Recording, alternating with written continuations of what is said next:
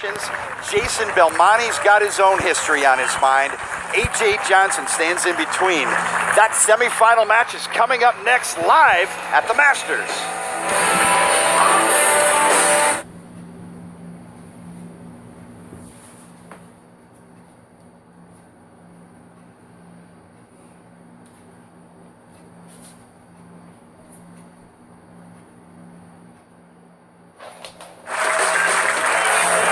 Welcome back to the Ashwaubenon Bowling Alley near Green Bay, Wisconsin. Bowling fans, here's your chance to vote for your favorite all-time televised moment in the history of the PBA Tournament of Champions. Head to PBA.com and click on the TOC poll and cast your vote. The top 3 vote getters will be counted down during next week's live Tournament of Champions from Indianapolis at Woodland Bowl next Sunday on ESPN. Jason Belmonte, the number 2 seed, 2-time defending champion here at the Masters. Nice break there against E.J. Tackett. He needs just a couple of pins on his bill shot, throws it down the middle.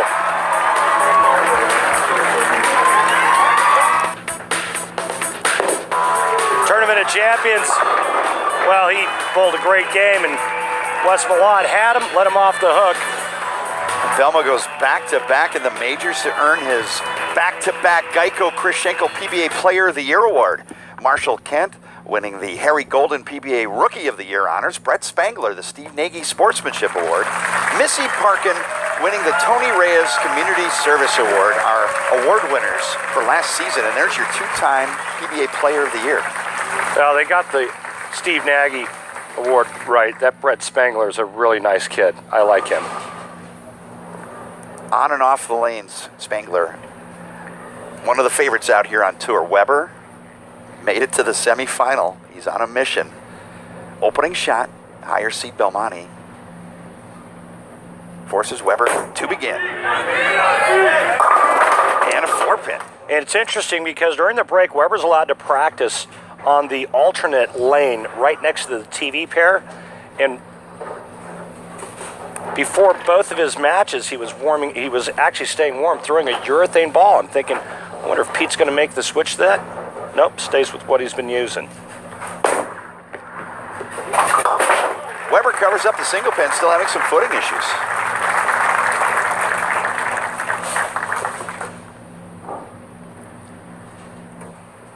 Well, there's no more power outage left on the show with Jason Belmonte and A.J. Johnson left. The 2-time defending Masters champion, looking for a 3rd. No one has ever done that. Opening shot.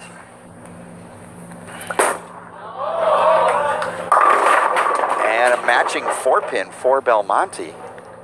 Winning 3 in a row in majors, Jason Couch accomplished that, Randy, in the Tournament of Champions. Yeah, and you know, I have to announce, unfortunately, that Jason Couch's mother, Darlene, passed away just a couple of nights ago, and I know there's a lot of heavy hearts out there right now, including my own, and I know everybody here, Jason's family out here, we all want to pass along our deepest condolences to Jason, his dad, Cliff, and the rest of the Couch family.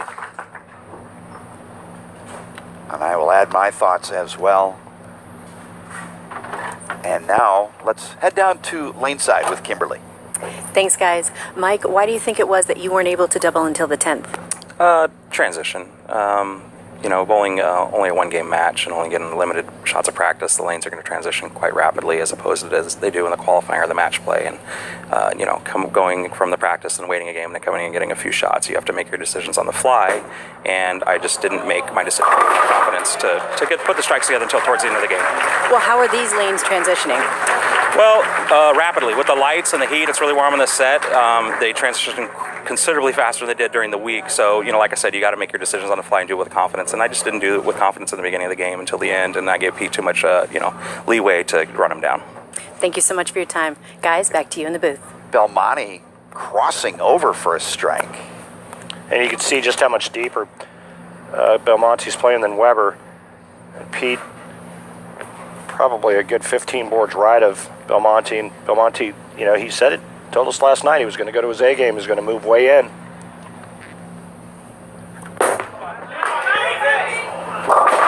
And got him this time. Really? The approach got him this time. Look at that, just dead Out of stuck. nowhere you stick, right? One time he slips, one time he sticks, and it's all seems to be just on that right lane.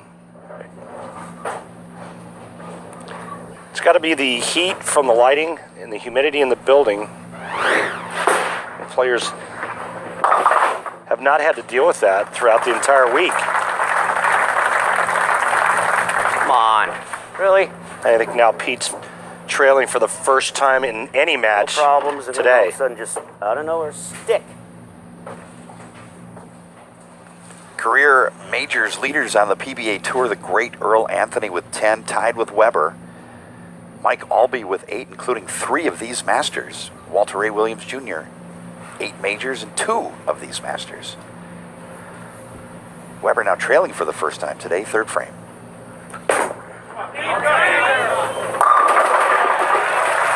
It looks like he's using the same bowling ball, but he's got a couple out there that have different drillings. He's going with a pin up on one lane and a pin down on the other.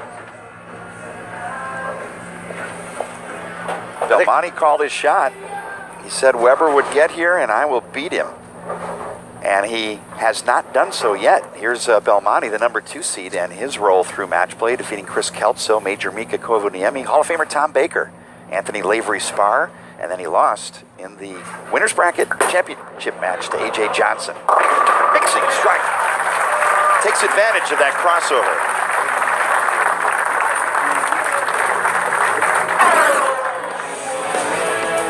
2013 title match in the Tournament of Champions when the big heavy hand guys were lofting the left gutter cap. Weber was using that great hand in rotation, and boy, he really took care of Belmonte in that matchup.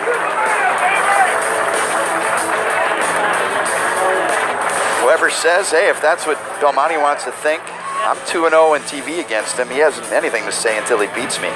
And there's a look at the record. Career and TV finals between Pete Weber and Jason Belmonte. Belmonte on the double 4th frame. Powerful hit. And there's the big difference with the power of Jason Belmonte. And we saw Weber leave a lot of 10 pins last game, and when Belmonte's bowling ball hits the pins, there's usually nothing left standing.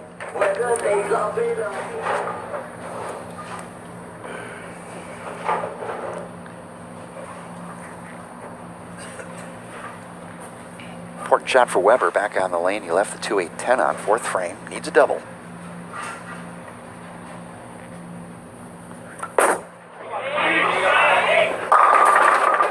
Messenger gets the 10.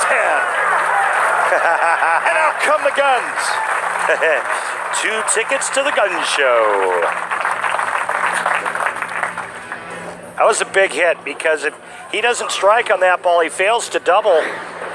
Belmonte's working on a 3-bagger. Watch the action of the head pin coming across, and the nose of the head pin takes out the 10, and then Weber just gives it the business.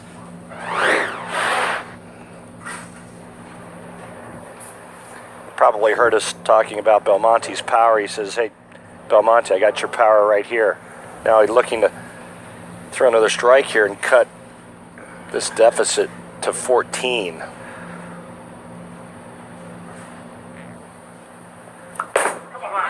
Between 3rd and 4th arrow. And a mixing strike. Explosive 4-pin out of that rack. Well, that's almost been his best shot in terms of carry. I don't want his towel on the ball return. I don't want the stuff off his towel on my ball. There's that mixer again. It's been his best, most reliable hit today. That's the all-business Weber. Now, Belmonte. His half of the beer frame, and he crosses over and gets another crossover strike.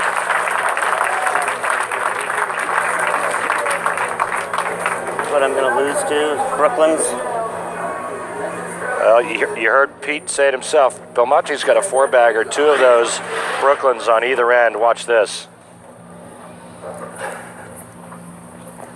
You know, you never want to see it when it happens to you. You never want to do it when you're bowling against your opponent. Unfortunately, sometimes it's part of the game. How's that stat? He's made 9 out of 11 finals. Hurry, in Bull, majors. hurry. Just a 2-pin. That could have been 2-8-10 territory. Jason's in a tough spot because if he gets the ball too far to the right, he's going to go light. If he gets it left, there's no chance of that ball holding its line. Pete broke his glasses. Not sure if he's got a backup pair or not. Snapping the lens back in. Pete also apparently irritated with the placement of Belmonte's equipment on the ball rack. He said he didn't want his towel touching his bowling ball.